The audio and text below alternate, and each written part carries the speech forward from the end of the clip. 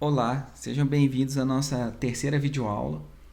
E nessa terceira videoaula sobre programação, nós vamos abordar os assuntos de indentação, palavras reservadas, comentários e ponto e vírgula. Para abordar esses assuntos, nós vamos utilizar aquele exemplo que nós fizemos na última aula.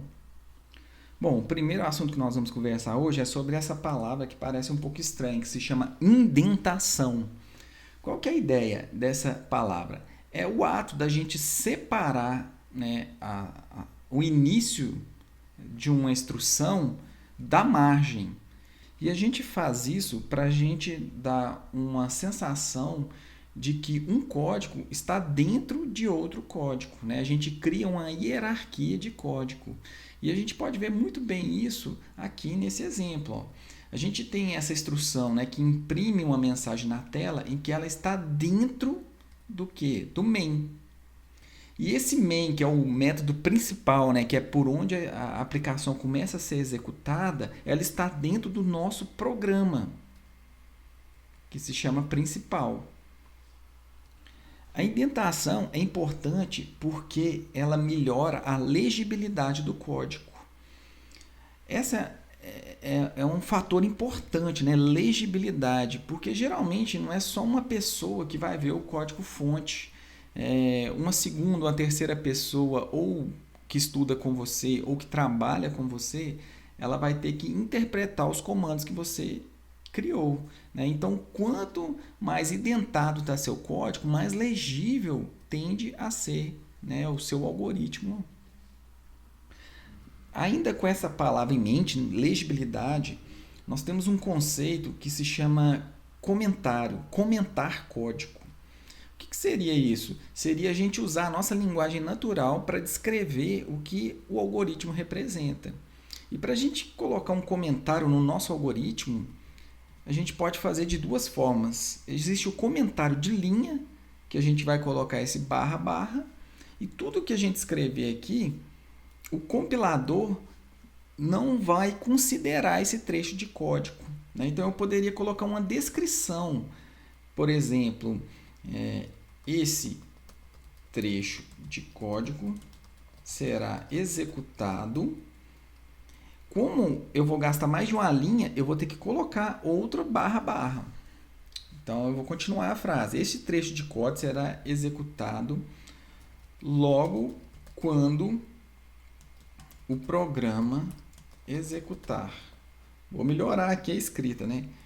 Vou colocar o método main. O método main será executado logo quando o programa executar. Então, eu deixei uma mensagem para uma outra pessoa, né, quando analisar o meu código-fonte, entender melhor. Eu posso colocar esse comentário em qualquer lugar, porque, como eu disse, o compilador, antes de gerar o executável, ele passa no seu código limpando isso, né, para não influenciar até no tamanho do código-fonte.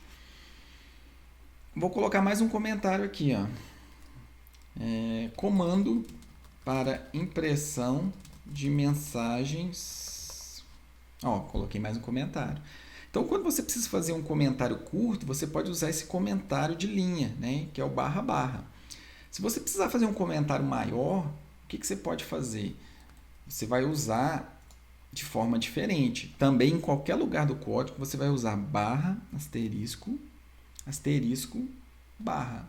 Tudo que tiver entre esses dois, né, esses dois comandinhos, esses dois tokens aí, o compilador vai entender como um comentário. Então, eu vou colocar um comentário maior aqui. Ó.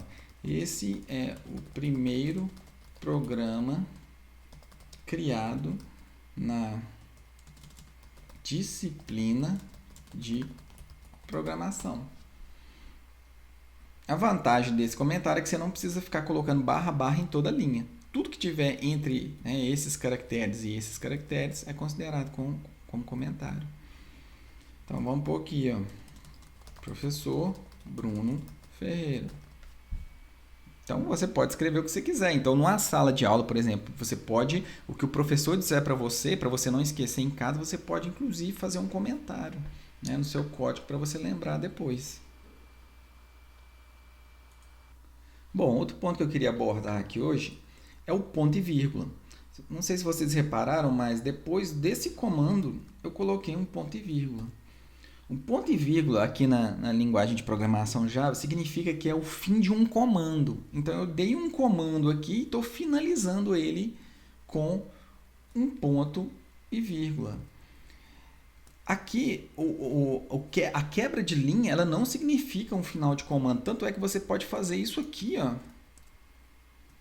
que o programa continua executando normalmente. Não fica bonito, mas eu quero aí mostrar para vocês que não é a quebra de linha que finaliza um comando, e sim um ponto e vírgula. Mais para frente nós vamos aprender comandos que vão, por exemplo, ocupar 2, 3 linhas. Né? Então, como que o Java sabe que o comando acabou? Porque ele vai procurar pelo um ponto e vírgula. Então, para eu colocar 2 comandos, eu coloquei 2 pontos e vírgula. Então, o compilador vai saber que eu tenho um comando, ele acabou aqui, e depois eu vou ter um outro comando e ele vai acabar aqui. Né? Então, vamos colocar aqui, outra mensagem. Se por acaso você esquecer ou apagar sem querer, o compilador ele não vai conseguir gerar para você esse programa. Então, eu vou clicar no play aqui para a gente ver se ele vai conseguir executar. Olha aqui o que vai acontecer. Ele tenta e dá uma mensagem aqui, falando um ou mais projetos foram compilados com erros. Né? Para te ajudar, ele sublinha de vermelho aqui, e o vermelho significa que está faltando alguma coisa. Então, você analisa um ponto e vírgula. Né? Depois que você fez isso, você pode voltar a executar o programa, que ele vai executar e não tem mais o que? Mensagens de erro durante a compilação. Voltando àquela ideia de legibilidade, eu gostaria de dar uma dica que você pode separar suas mensagens, né, seus códigos com diversas linhas em branco, diversos enter, né, tecla enter. Isso dá ainda mais legibilidade de código. Então, se você tem um punhado de instrução para tratar um certo problema e um outro punhado de código para tratar um outro problema, né, e aí você pode separá-los por diversas linhas, porque o compilador também ele vai desconsiderar essas linhas em branco conforme ele faz com os comentários. E isso deixa o código mais legível. Hoje as empresas que desenvolvem software, elas têm um custo muito maior na manutenção do software, né, nas correções de bug ou nas melhorias do sistema, do que na criação em si. Então há uma preocupação muito grande em deixar o código legível. Por último, eu queria falar um pouco sobre as palavras reservadas. Quando a gente dá um nome para o nosso programa, aqui no caso para a nossa classe que chama principal, a gente está identificando a nossa classe. Então isso aqui é um identificador. Esses identificadores, eu já dei algumas dicas para a gente nomear eles, por exemplo, usando aquele camel case. Só que eu não mencionei que os identificadores eles não podem ter qualquer nome. Né? Você não pode inventar qualquer coisa. Porque tem algumas palavras que já são reservadas pela linguagem. Como vocês podem ver aqui, eu estou usando uma palavra que chama public, eu estou usando uma palavra que chama class. Então, eu não posso usar essas palavras como identificadores. Né? Então, eu não posso... Imagina aqui, eu vou colocar aqui, class. Olha, para vocês verem, já dá até um erro aqui no código, porque o Java não está entendendo. Aqui tem que vir um nome, né, da sua classe. E ele não está identificando que isso é um nome, porque essa é uma palavra que ele já usa para dizer que esse trecho de código é uma classe. Então, eu vou voltar aqui para a principal. Bom, todas essas palavras aqui, elas já são usadas na sintaxe do Java e tem alguma representação para essa sintaxe. Né? Igual a gente viu, a palavra class é para a gente criar uma classe. Né? E nós vamos aprender a maioria dessas palavras aqui. Então, para que é a palavra case, o que é uma palavra booleana, o que é uma palavra abstract. Né? A gente vai entender tudo isso durante o nosso curso aí, durante as videoaulas. Bom, entendido todos esses novos conceitos que eu passei aí, a gente pode dar continuidade ao aprendizado e a gente vai falar sobre as estruturas sequenciais. Né? A gente viu em videoaulas passadas que o computador ele trabalha com a arquitetura de von Neumann. Né? E essa arquitetura tem um contador de programas, em que esse contador de programas indica qual linha, né, qual instrução vai ser executada. Né? E aqui ó, a gente pode ver de forma bem clara, né, como que isso pode funcionar. Então, a gente tem aqui essas setinhas que significa justamente como que um fluxo normal do programa acontece. Né? O programa ele vem da esquerda para a direita, né, até executar o final da linha. Quando ele acaba de executar essa linha, ele passa para uma próxima linha, né, que é a linha de baixo. Essa é a instrução, a sequência de instrução normal. Logicamente, a gente vai poder manipular essa sequência, pular alguma linha, voltar alguma linha, mas isso aí a gente vai aprender mais para frente. Mas a sequência, né, normal de execução é essa, da esquerda para a direita, né, e de cima para baixo. Se a gente olhar o nosso programa exemplo, vocês vão perceber que foi exatamente isso que aconteceu na hora que a gente executou. O programa veio, achou o método main, que é o primeiro método, né, o primeiro punhado de código que ele executa. Tudo que está dentro dessa chave vai ser executado. E como que ele vai ser executado? O fluxo normal de execução é, então, da esquerda para a direita. Como eu disse, ele achou um comentário, o compilador desconsidera, não faz nada com essa linha. Ele vem para a próxima linha, então, de baixo. Né? Executa o que? O system, depois o out, depois o print line e depois a mensagem. E mostra a mensagem para o usuário. Achou o ponto e vírgula, acabou a execução, o que ele faz? O compilador passa para a linha de baixo, né? Executa a próxima linha. O contador de programa é incrementado, então desce mais uma linha, né? E a linha é executada. Então, esse é o fluxo normal de execução, né, de um algoritmo. Voltando para o slide, aqui eu tenho um exemplo, né, de um programa, de ações que a gente pode fazer em um programa. Né? O nosso algoritmo, o que ele vai ter? Ó? Eu poderia imprimir algumas informações na tela. Por exemplo, eu poderia perguntar o login e a senha de um usuário. Né? Então, o programa iria esperar a entrada dos dados pelo usuário.